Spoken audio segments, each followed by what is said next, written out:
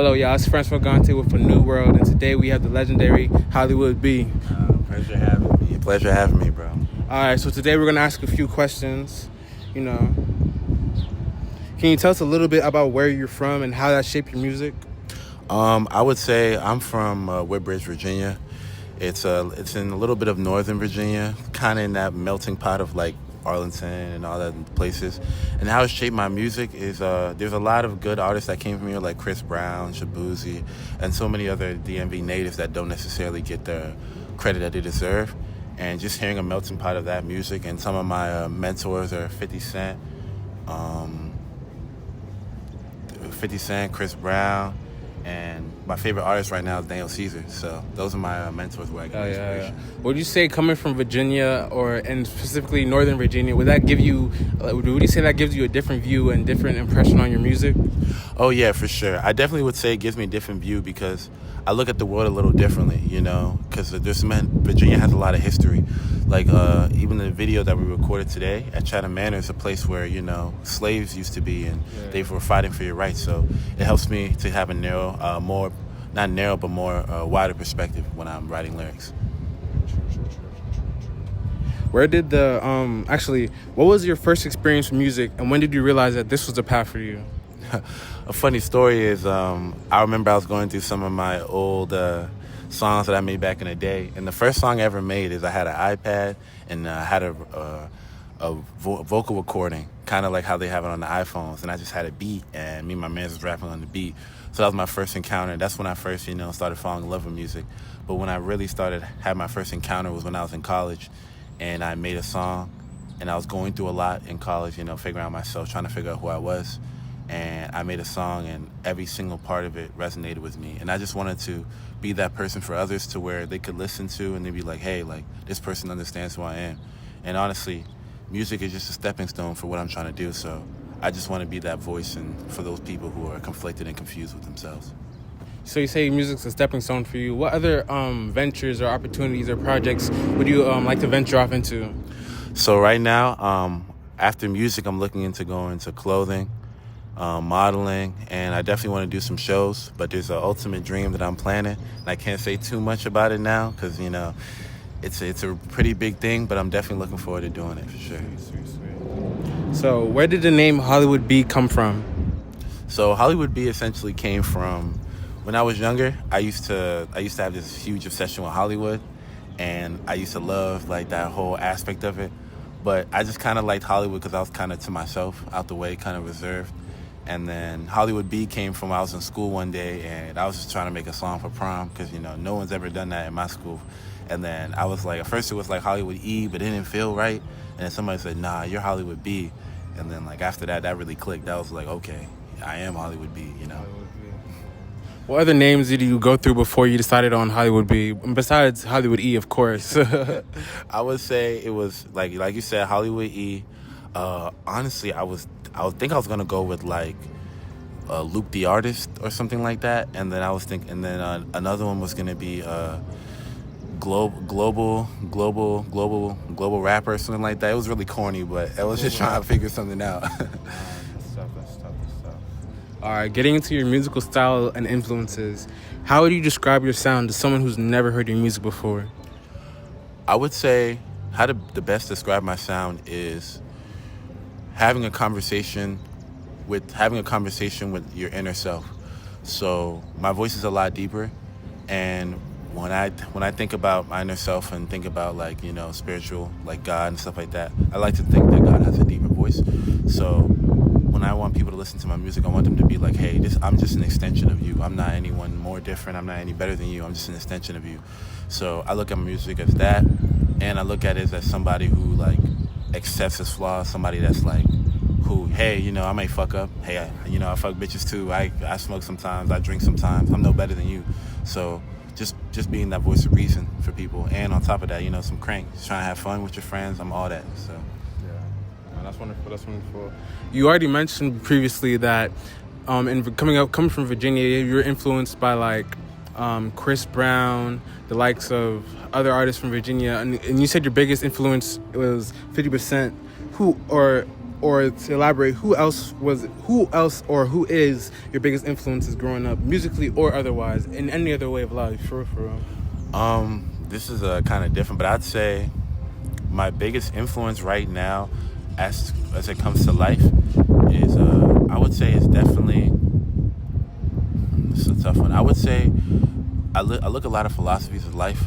So I would say be Taoism, like a lot of stuff to where it talks about being, letting yourself be, focus on your future, but like not try to rush, just try to be in the moment.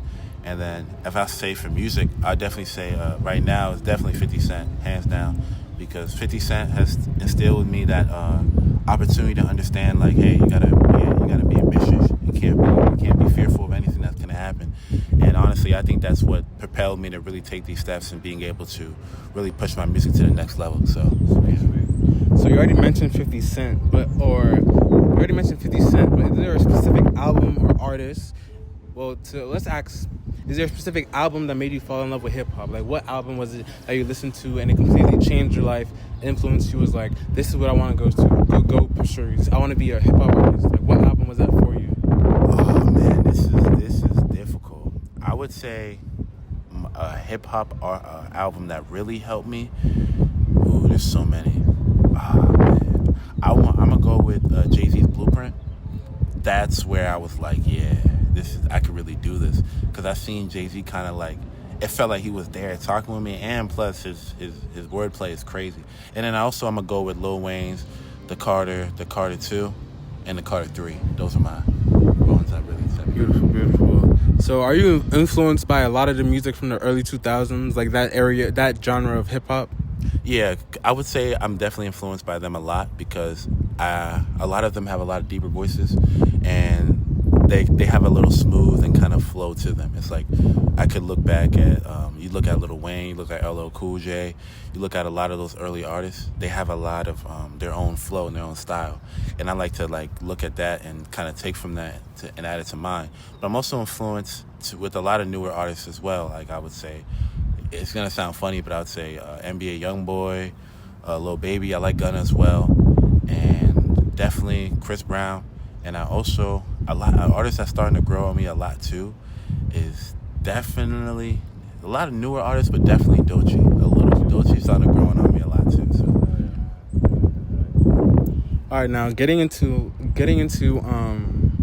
your creative process. What is your writing process like when making a track? Do you start with a beat, a concept, or is there something else that goes into your creative process that gets you going when you're writing a song, writing a track, or however you like to do it? So I have a lot of different ways. So when I like to listen to a beat for at least a week for me to kind of just feel out of flow, just kind of listen to it and immerse myself in the beat, because I like to tell a story. So I like to sit there and feel like I'm in this story. Like, what is this beat trying to tell me? And then I'll write, or I'll either kind of punch in or kind of freestyle or write for. But I think what I constantly do is I definitely listen to a beat for a long time, but then I just kind of just mumble, and I just mumble and just kind of figure out a flow and just kind of get myself amped up and juiced. And then when I go to the studio, it just flows naturally. It's like I already have pre-planned this flow that I'm kind of feeling about it. So that's my main writing process. Yeah, process. Yeah, appreciate it. So since it takes so long, like sitting with a beat for a whole week, I know a lot of artists don't do that. Like a lot of artists, they just hear a beat and it could be done in 10 minutes. How do you know when a track is truly finished for you? Like, how do you know that there's nothing more I could add, no bars I could change? Like, how do you know that a track is fully finished for you? Honestly, being a perfectionist as I am, it's kind of hard to answer that question, because sometimes I always feel like I could do more on the track, because there's so many gifted artists out there who just always find something else. But what I always try to tell myself is that, does it tell the story that I want to tell? Does it leave the impression that I want to leave? And I always know that I'm gonna have another opportunity, or even if I don't, is this song, does it tell the story, and does it put the emotion? Is there emotion behind it the way I want it to feel on that song? So as long as it does that, I just leave it, and I just leave it to the fans to really enjoy it. That's beautiful. So as a perfectionist, okay, hold up. Scratch that. Are there any rituals or routines you follow before going into the studio?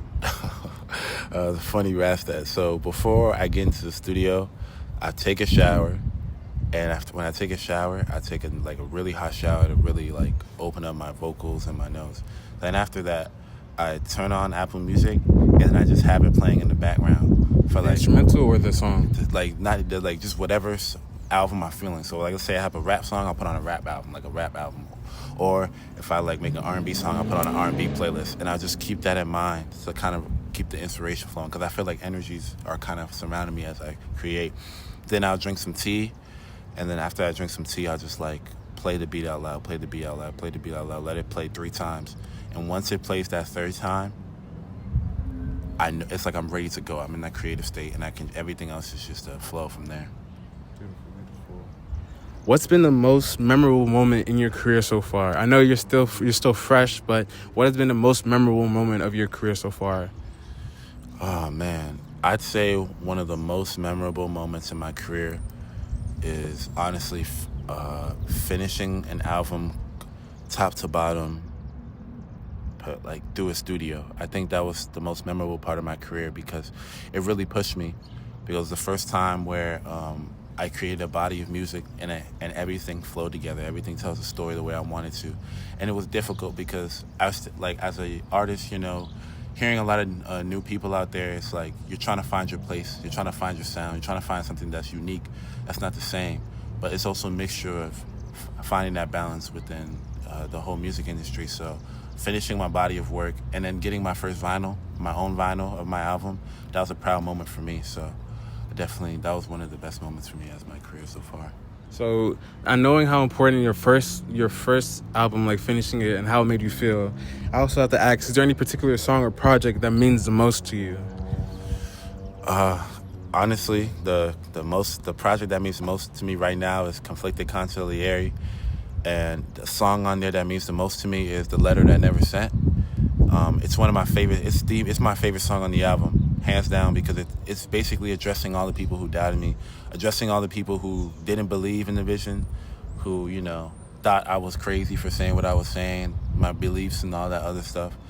And I'm basically talking to all the people who doubted me, and I'm also talking to my younger self, yo, we did it, we did it, you weren't wrong for what you did.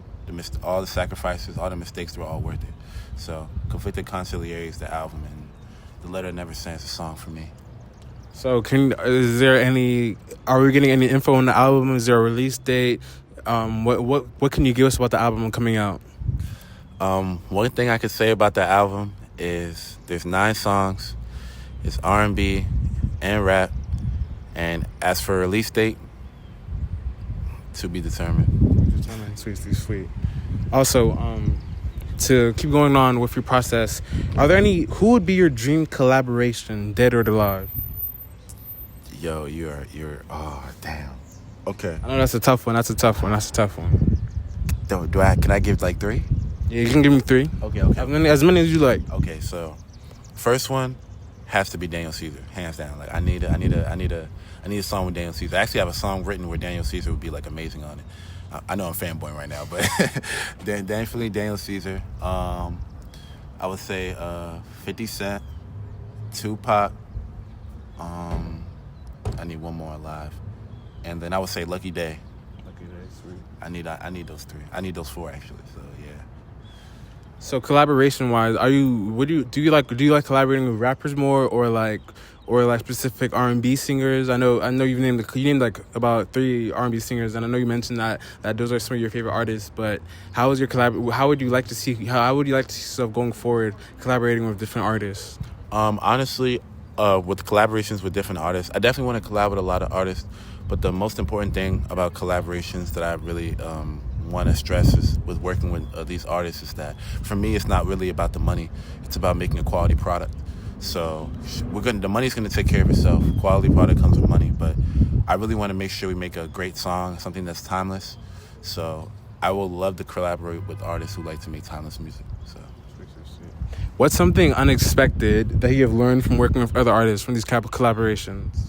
Honestly, I've learned to push myself, because sometimes working with other artists pushes me out of my comfort zone, because, a lot of people look at it as like, okay, you got carried on that song. But sometimes it doesn't necessarily call for you to like slide on the song. Sometimes you have to build it up so another person could take over the song, or sometimes you have to put the song in a certain place so the other artists can pick it up and make it timeless. So definitely that aspect, and also just the other artists' creative process, how they write, how they get into their zone. It's really interesting to be around, and I like to take a little nuggets from here and there from others as well. Sweet. So looking forward, what can fans expect from you in the next year? In the next year, you'll have Conflicted Conciliary out on all streaming platforms. You'll have 3 music videos, a clothing line brand pretty soon, and you'll see me on tour hopefully soon, and another album coming pretty soon. And I don't want to say too much, but I might have an EP before the album, so we'll see. Are you experimenting with any new sounds or directions right now? Of course. So I'm working with François 7000, and currently we got something in the vault, something for to get lit with your friends, something in the club, but it also has a deeper meaning as well. So definitely working on. It's going to be pop, it's going to be alternative music, it's going to be rap, it's going to be R&B, it's going to be a little bit of everything. So definitely looking forward to that. Where do you see yourself in 5 years, musically and personally, and also on the business side? In 5 years, I see myself at the top of the music game, but not just in one category, rap or R&B. I want to touch every single category. And then as for business, I see myself owning my label, mentoring a lot of young artists, and helping them create their story and helping them make a stamp in the music industry in the world. And hopefully, maybe I'm married. I don't know if I'm married or not, but maybe I'm married. Hopefully I have my first kid. And traveling the world, seeing new places, doing many shows. And I want to start my own clothing line called Luke Effect. So Sweet. That's exciting. It's exciting. All right. What's something fans would be surprised to learn about you? Let's end this off with some information. Let's end this off with some information to the fans. What's something fans would be surprised to learn about you? I'd say one interesting thing about me is I love reading romantic comedies, and I love rom-coms.